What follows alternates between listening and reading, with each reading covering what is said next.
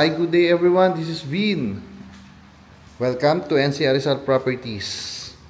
Okay, dito na ako nag-start kasi hindi na kaya. Medyo lumakas na yung ulan eh. Alright, we're here in Lower Antipolo. Pero dito to sa side ng Marikina Heights. Okay? So, kung hindi kayo familiar, ito lang ang sasabihin ko sa inyo.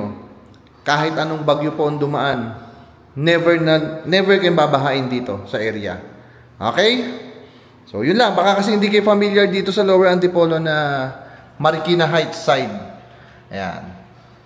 So, yung full details, kasama kong ipopost. Pero, isa to sa mga winning properties natin. Okay? Kung naghahanap kayo ng flood-free area na dito sa Marikina Heights. Marikina Heights kasi halos wala na eh. Pero kung gusto nyo, malapit sa Marikina Heights, eto, 7.5 kung hindi ako nagkakamali, ha? Pero, double check ko doon sa may-ari, okay? May kasama na tayong range hood, ano to? May cooktop, okay? May cooktop. Sige, ito yung ating kitchen area. Tsaka maganda po gumawa ito. Oo, solid to. Quality kapag ka gumawa. Right? So, ito, basically, etong part na to, so, ito yung magiging dining area. Sa tingin ko lang, no? Siyempre, obvious. Doon po yung ating living area.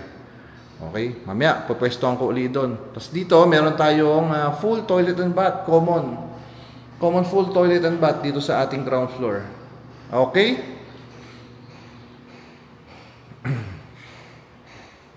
Balikan ko, ha? O, ito yung parking space natin. Good for one car. Kahit anong sasakyan nyo, kasya po dyan. Mag-fit po dyan. Alright? Etong bintana, parang napansin ko, yan, may added security na rin, may grills na rin kasama. Okay? Wala lang, sinasama niya talaga yan. O yung iba kasi minsan, di ba, yung mga buyer, napapansin ko, gusto nila may grills din talaga. Okay? Ganda, ganda to. For a 7.5 million na price. Tapos kilala ko may-ari nito, quality to po ito. Very hands-on. Ari ko. Sorry. Tatalisod pa ako. Okay. Dito sa second floor, meron tayong 3 bedrooms and 2 toilet and bath. First bedroom natin. Okay. May built-in cabinet. Then, meron kasama na pong window type na aircon.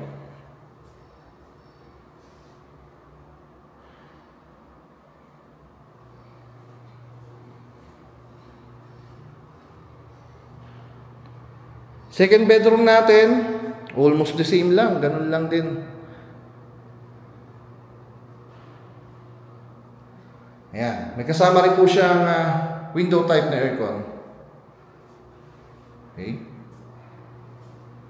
Basta tayo. Ito yung ating common na toilet and bath.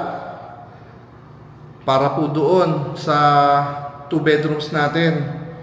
At kung mapapansin nyo, may shower enclosure na rin po siya. O, diba?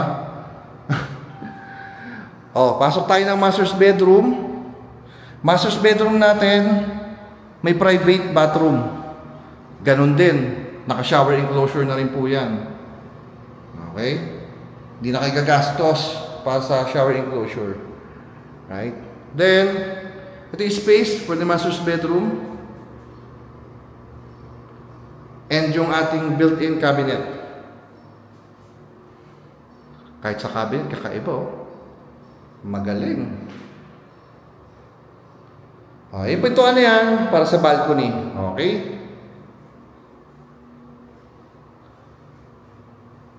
Yan. So, if interested kayo, message lang.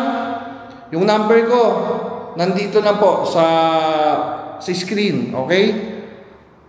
Message or i-Viber nyo ako. Available din po yan sa Viber. Alright? So, yun lang. Again, my name is Vin of NC Rizal Properties. Thank you for watching. Bye-bye.